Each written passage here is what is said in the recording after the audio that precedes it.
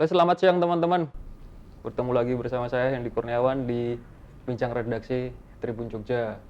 Siang kali ini kita kedatangan tamu Ketua Badan Pembentukan Peraturan Daerah DPRD DIY, Ibu Yuni Satya Rahayu. Selamat siang. Selamat Bu siang. Yuni. Selamat siang Mas Hendy. Sehat? Sehat, alhamdulillah. Alhamdulillah. Terima kasih atas waktunya menyempatkan diri Sama-sama datang ke Mas. studio kami.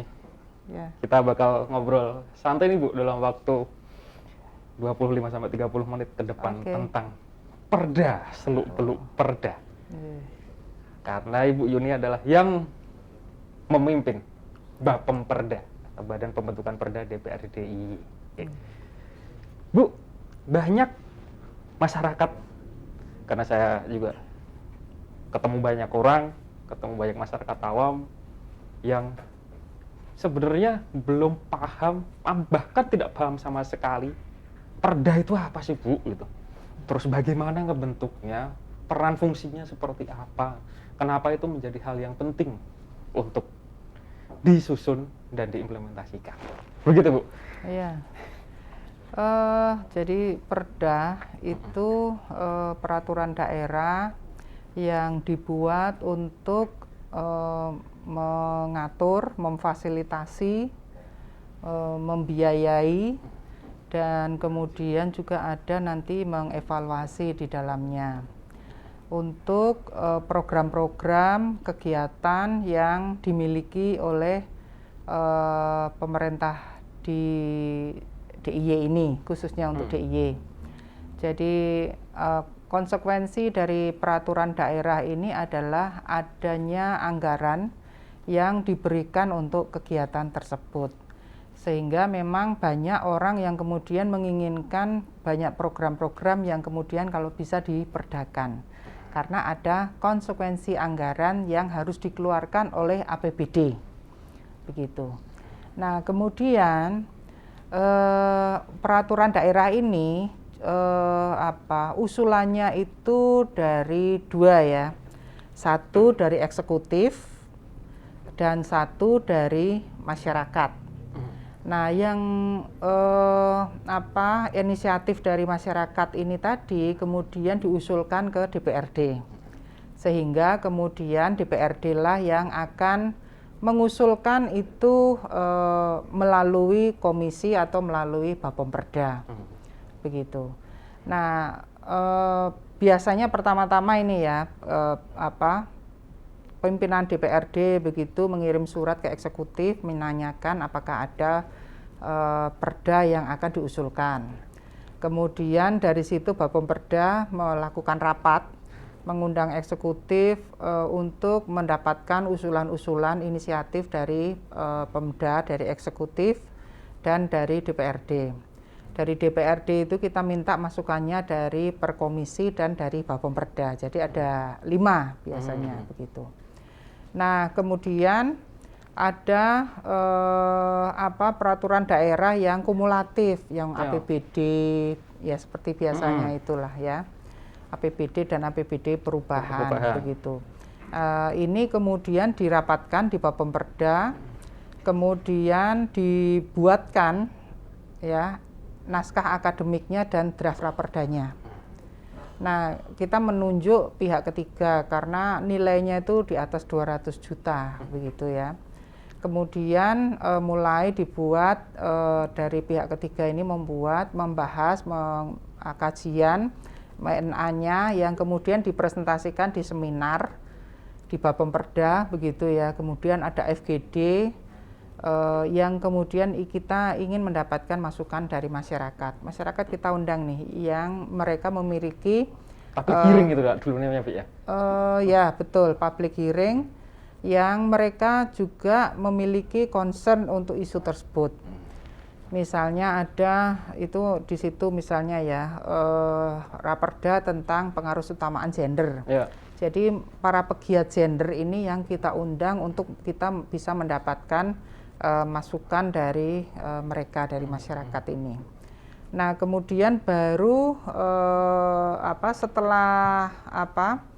setelah public hearing, kemudian kita rapatkan di Bapemperda untuk mendapatkan pengesahan diajukan ke pimpinan DPRD.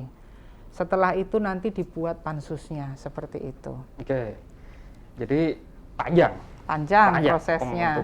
Ya. Karena kalau tahun ini ada berapa Bu DPRD membahas? Tahun ini itu ada 9 kalau nggak salah. Ada 9 raperda. Ya. Baik itu inisiatif eksekutif maupun dari DPRD. Dari DPRD. Iya. Nah, satu yang menarik yang Ibu sempat singgung tadi adalah raperda pengaruh utamaan gender. Iya. Ini cukup menarik ini. Iya. Karena di tengah banyak persoalan terkait diskriminasi yang dialami oleh wanita gitu.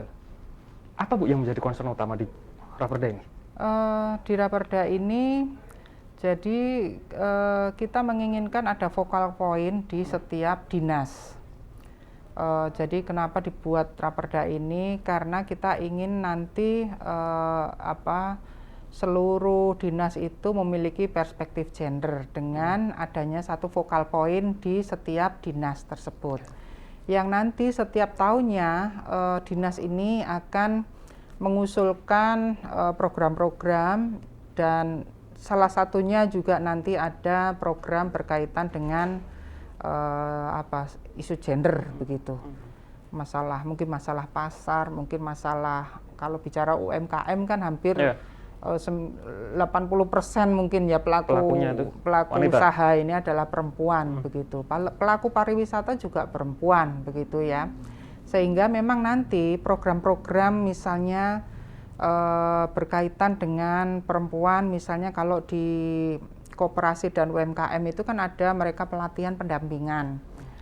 Masuk misalnya di programnya Sibakul. Kalau di Dinas Koperasi UMKM itu kan ada sibakuljogja.jogjaprof.go.id yang pendaftarannya secara online, kemudian diberikan pendampingan setelah mendaftar di situ. Kemudian misalnya juga ada branding untuk UKM-UKM yang ada. Nah, ini salah satu program yang kita harapkan bisa dijalankan. Begitu juga misalnya ketika berbicara responsif gender itu di PU misalnya. Ya, pembuatan jalan ini mana dulu toh yang diprioritaskan. Seharusnya jalan yang diprioritaskan misalnya kalau ada beberapa pilihan yang harus dilakukan pembangunannya, misalnya jalan. Ya seharusnya jalan untuk sekolah dulu.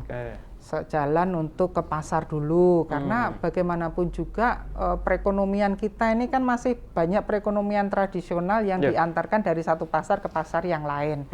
Diambil dari pasar kemudian dijual di toko kelontong warga masyarakat itu. Nah, ini tentu saja perlu menjadi perhatian, karena bagaimanapun juga dengan begitu masyarakat ini kan perekonomiannya akan segera bisa membaik.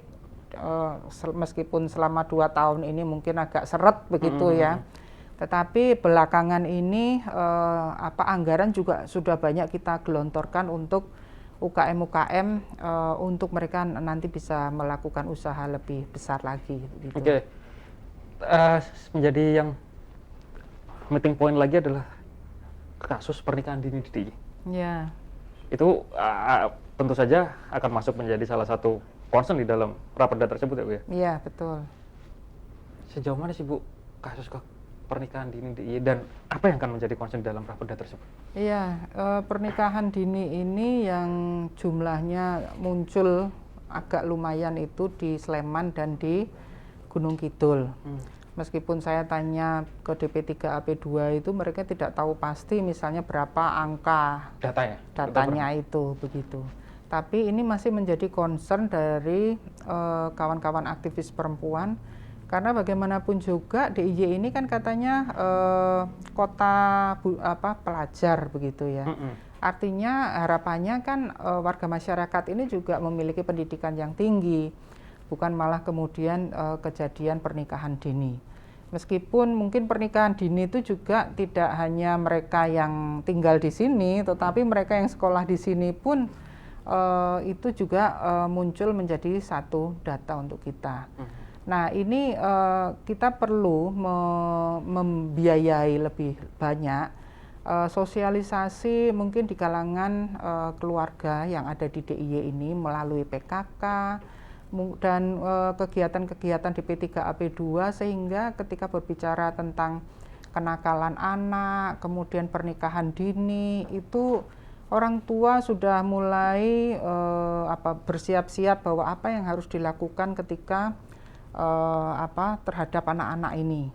Apa yang pendidikan apa yang bisa diberikan, pengetahuan misalnya tentang seks, bahwa kalau laki-laki dan perempuan berhubungan begitu itu bisa menyebabkan kehamilan. Ini kan anak-anak kita kadang masalah ini juga belum tahu, tapi sudah mencoba. Nah, untuk ke depan harapan kita dengan adanya perda ini juga akan mengurangi nanti angka kenakalan anak dan pernikahan dini ini. Nah, tentu saja dan DIY ini agak unik ya, karena misalnya belum ada perdanya tapi sudah ada pergubnya. Nah, di mana-mana itu ada perdanya dulu, baru ada pergubnya, sehingga kegiatan ini bisa dijalankan secara maksimal. Dan tentu kalau kita berbicara tentang pengaruh utamaan gender, kita berharap nanti Bapeda yang akan menjadi leading sektornya, yang akan mengoreksi program-program yang masuk, yang boleh dan tidak, harus direvisi atau tidak. Kalau tidak ada program yang berbicara tentang isu gender, seharusnya dikembalikan. Makanya perda ini akan berjalan maksimal kalau eksekutif juga bisa memaksimalkan dinas-dinas dan pemantauan dari program-program yang dibuat di dinas-dinas tersebut masuk ke Bapeda untuk mendapatkan detail kegiatan, sehingga kalau misalnya tidak cocok ya dikembalikan untuk kemudian disesuaikan dengan harapan kita. Oke, siap. Kelitih, Bu. Kelitih itu menjadi persoalan yang terus berulang dan nggak selesai-selesai di Jawa. Kadang hilang, tapi di satu momentum tahu-tahu tinggi, terjadi secara simultan lah ya, dan sporadis di mana-mana ada gitu. Ini perlu masuk nggak sih, Bu? Misalnya masukin dalam satu raperda kita, apa masuk di sini juga? Pengaruh utamaan gender? Iya, berbicara tentang pengaruh utamaan gender itu berbicara untuk seluruh kegiatan di masyarakat yang berkaitan dengan anggota masyarakat kita. Nah, salah satunya di situ adalah anak-anak ya. Nah, memang kalau kejahatan yang dibuat oleh kejahatan apa sih namanya sekarang ini, kejahatan jalanan yang dilakukan oleh anak-anak ini tidak bisa diselesaikan oleh hanya orang tua mereka. Ini masyarakat harus dilibatkan. Nah, sehingga harapan saya, karena di seluruh DIY ini kan ngakunya sudah kota dan kabupaten layak anak. Tapi kenyataan kok masih ada kejahatan di jalanan yang dilakukan oleh anak-anak ini. Nah, harapan saya dinas-dinas yang ada itu jangan hanya mengejar indikator ketercapaian bahwa kita ini sudah loh kabupaten layak anak. Kenyataannya kelitih itu masih terus terjadi begitu. Pelakunya anak lagi. Pelakunya anak begitu, korbannya juga anak ya. Nah, karena itu harapan saya dinas dan kepala daerah ini juga memberikan perhatian lebih kepada masalah kelitih ini, karena itu masa depan kita, anak-anak ini kan masa depan kita ini, yang akan menjadi generasi penerus untuk melanjutkan program pembangunan dan kegiatan pembangunan, dan tentu anak-anak ini nantinya bisa mendapatkan pendidikan yang tinggi. Kalau anak-anak kemudian dari SMP sudah bermasalah berhadapan dengan hukum, ini kan kedepannya bagaimana nanti mereka akan melanjutkan kehidupan itu dengan lebih baik begitu ya. Nah, ini juga misalnya mereka yang sudah terkena, sudah melakukan kelitih sekarang ini. Apakah rehabilitasi yang dilakukan juga sudah cukup maksimal? Keluarga juga sudah mendapatkan rehabilitasi begitu ya. Karena bagaimanapun juga harus ada refresh begitu ya terhadap masyarakat, terhadap anak-anak dan keluarga ini. Nah, kalau hanya keluarga yang menjadi concern pasti tidak akan berhasil. Nah makanya kalau sekarang ini misalnya sampai hari ini kita masih melihat kalau di kampung-kampung itu tamu 1 kali 24 jam harus lapor. Jam belajar masyarakat juga harus dilakukan. Itu kan sudah ada pelang-pelangnya ini, jam belajar masyarakat, tapi kan itu tidak dilakukan. Nah artinya kalau ada jam belajar masyarakat ini, anak-anak keluarga, tetangga itu kan harus melakukan pengawasan juga. Kalau pas jam belajar masyarakat kok anak-anaknya pada main di jalanan begitu kan. Nah ini harus ditegur untuk kemudian ya belajar di rumah saja. Kalau sudah malam nggak usah keluar lagi begitu ya. Dan memang pengawasan masyarakat ini menjadi bantuan untuk keluarga ini agar anak-anak ini juga lebih terkontrol di masyarakat. Jangan kita biarkan. Begitu juga misalnya kalau ada anak kos-kosan itu jangan dibiarkan juga, harus masuk dalam pengawasan masyarakat. Karena tetangga saya itu juga jam 2 pagi masih aja jedur. Itu kan mengganggu orang tidur begitu ya. Waktunya tidur ya tidur saja begitu. Nah ini kan harus ada peringatan dari masyarakat, dibuat aturannya untuk dilaksanakan. Ada evaluasi, nanti kalau misalnya loh itu anaknya Bu Yuni kok masih jalan-jalan begitu, diperingatkan untuk belajar misalnya seperti itu. Nah ini harus dilakukan, kalau tidak kita tidak akan bisa menyelesaikan masalah kelitih ini. Oke, berarti harus kita highlight Raperda pengaruh utamaan gender itu menjadi salah satu yang krusial. Iya betul. Kan dibahas di tahun ini. Iya. Jadi seperti yang saya sampaikan tadi bahwa memang Raperda ini menjadi penting. Biasanya kan nggak bisa, program itu nggak bisa dijalankan karena nggak ada anggaran. Nah besok itu karena sudah diraperdakan, sudah ada anggarannya, jadi sudah tidak ada keluhan atau masalah lagi begitu untuk tidak melaksanakan program tersebut begitu. Nah karena itu berharap bahwa yang harus diperbanyak memang nanti bagaimana sosialisasi ya, sosialisasi di masyarakat itu diperbanyak untuk mengingatkan terus-menerus kepada warga masyarakat. Ini loh ada masalah pernikahan dini, jangan sampai nanti anak-anak kita menikah di usia awal begitu. Harus ada pendidikan nanti yang diberikan kepada anak-anak ini, dan masyarakat juga harus diberikan pengetahuan tersebut terus-menerus begitu. Sosialisasi menjadi salah satu kata kunci yang punya peran penting dalam setiap peraturan atau regulasi yang ingin ditegakkan atau ingin diterapkan. Yang menjadi pertanyaan di sini adalah bagaimana sosialisasi itu nanti bisa sampai di masyarakat, dan peran pengawasan dari aparat penegak perda sendiri akan seperti apa, Bu, terkait dengan pengaruh utamaan gender ini? Apakah rumit?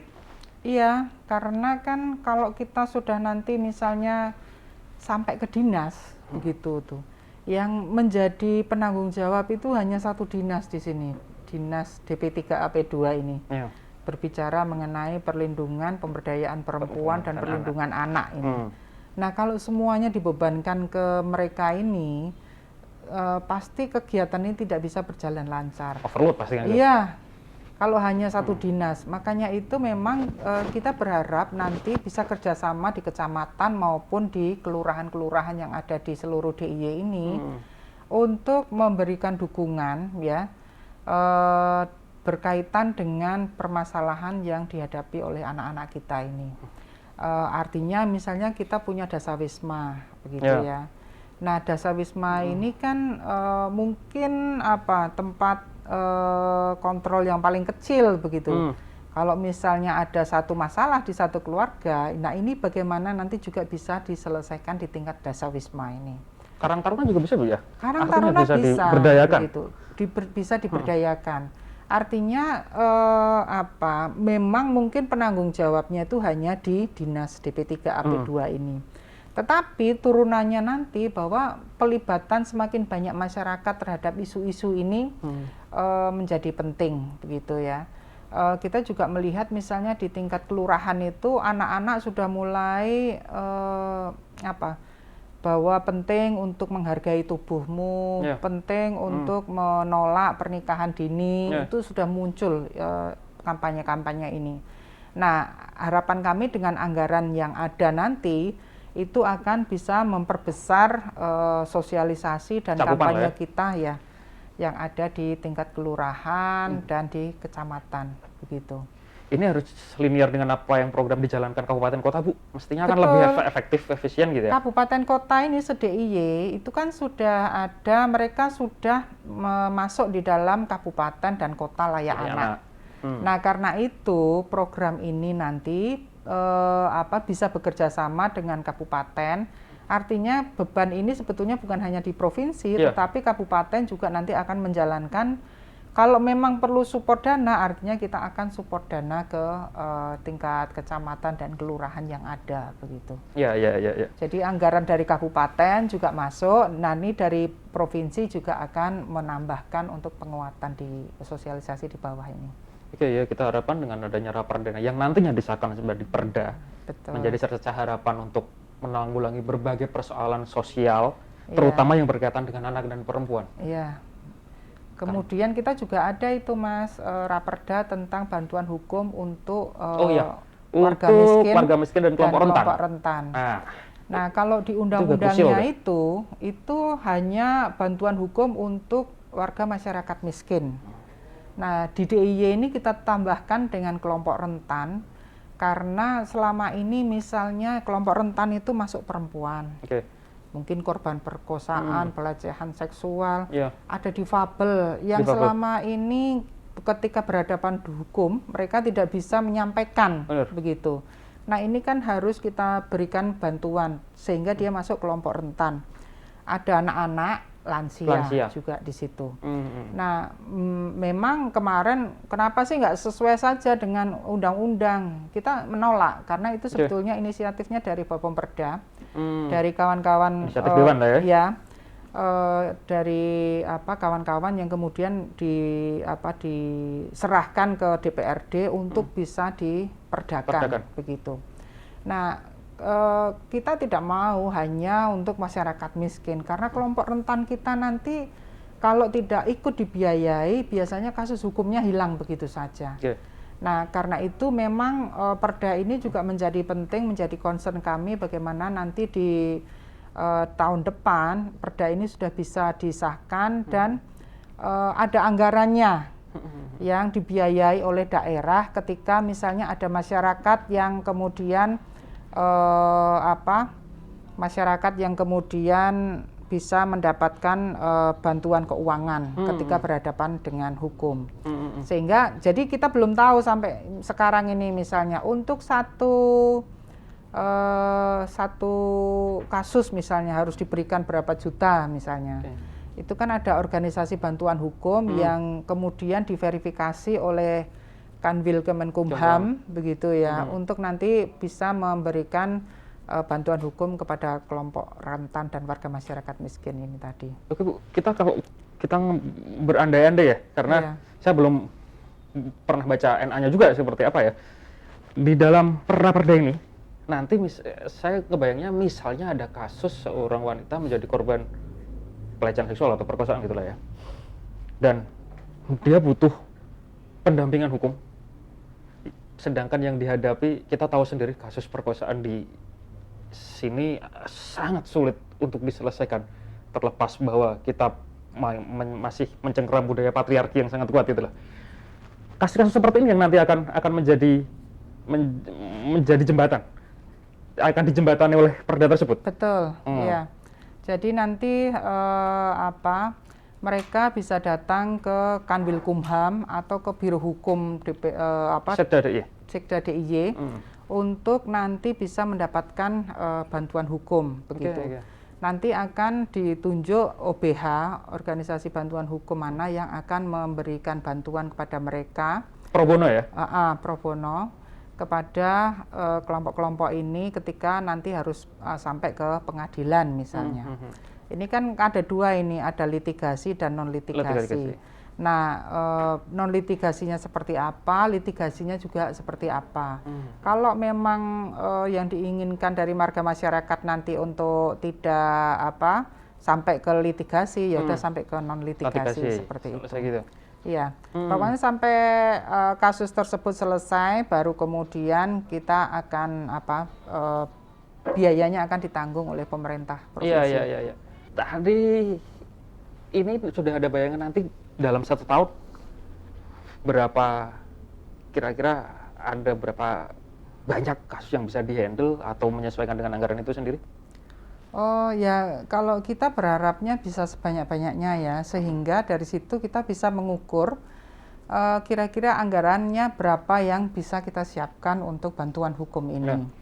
Jadi yang kemarin misalnya banyak kasus hukum yang tidak bisa tertangani begitu ya, yang difabel karena mungkin masalah anggaran. Ya, difabel itu juga termasuk kelompok yang sangat rentan. Sangat rentan karena saya membaca berita misalnya difabel yang mengalami perkosaan begitu ya, itu kan tidak bisa menyampaikan kalau misalnya dia itu apa dan apakah bisa dipercaya begitu kan, ketika dia menyampaikan bahwa dia sudah diperkosa oleh seseorang seperti itu.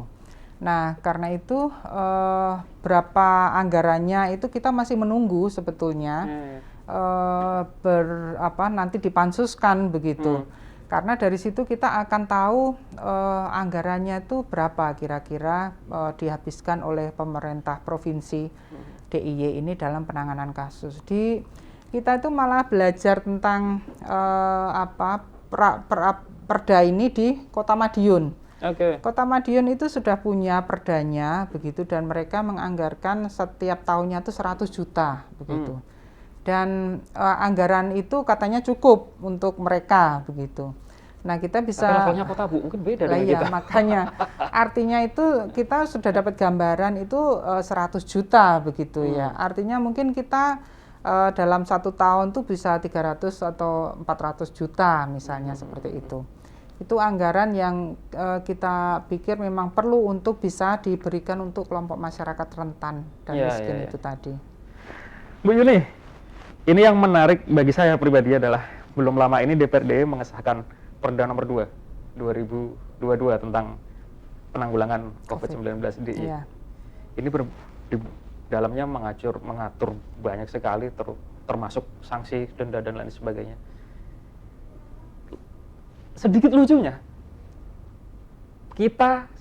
pemerintah Indonesia sedang menyusun roadmap, kita akan mengganti status pandemi menjadi endemi, kan begitu Bu? Yeah. Padahal perda ini belum lama disahkan nih. Ini pasti ada penyesuaian dong ketika sudah dijadikan endemi ini COVID-19. Betul. Jadi memang perda kita ini agak lambat dibanding daerah-daerah lain begitu ya. Bagaimanapun juga sebetulnya semua orang ini tidak siap dan terkejut begitu ya. Kok kita pandemi? Apa yang harus kita lakukan gitu kan? Nah, belajar dari pengalaman kemarin begitu ya. Kemudian kita agak tergesa-gesa juga untuk membuat perda ini karena kita merasa penting pada waktu itu. Nah, sudah terlambat, kemudian kalau fasilitasi di Kemendagri itu juga lama Mas. Katanya sih 1 sampai 2 bulan, kenyataan yang terjadi itu sampai 6 bulan, 7 bulan. Berarti itu Perda 21 ya? 2021 ya? Iya betul. Dan cukup lama dan kita sampai hari ini juga baru selesai begitu. Padahal kondisi sudah berubah. Sudah berubah kondisinya. Nah tentu saja kita ke depan ini akan menyesuaikan dengan kondisi yang ada. Meskipun kita juga agak terganggu dengan raperda yang dibuat misalnya. Harus ada pembatasan lagi, harus kemudian disesuaikan kalau kumpul-kumpul nggak boleh karena kita di level 4 begitu ya. Ya mau tidak mau itu juga harus dilakukan. Meskipun mungkin kita banyak ketidakcocokan begitu dengan kondisi yang ada. Kalau kita melihat perekonomian yang ada di DIY ini kan, DIY ini udah mulai bangkit nih. Tapi kemudian harus stop lagi, landai lagi. Karena kondisi yang ada begitu. Nah, tentu saja ke depan kita akan sesuaikan dengan kondisi yang ada. Kalau memang itu ada aturan dari pemerintah pusat bahwa dari pandemi menjadi endemi begitu. Kita akan siapkan. Tapi yang jelas nanti kalau ada lagi begitu ya, muncul COVID lagi, artinya kita juga sudah siap dengan adanya perda, pengaturan dan pembatasannya seperti apa begitu. Siap Bu Yuni. Terima kasih sekali Sama-sama, atas Mas waktunya Hendy. sudah datang ke studio kita Ya. ngobrol-ngobrol serius Sama-sama. santai lah ya Iya. terkait dengan peraturan daerah. Sukses selalu buat Bu Yuni Satya. Terima Salam buat kasih. teman-teman di DPRD DIY. Iya, Mas Hendy. Tetap semangat bekerjanya di tengah pandemi yang semoga saja cepat berlalu. Amin. Terima kasih semuanya untuk Ya. Tribun. Ya begitu teman-teman. Bincang redaksi siang ini, ketemu lagi di Bincang Redaksi Tribun Jogja selanjutnya bersama saya. Selamat siang.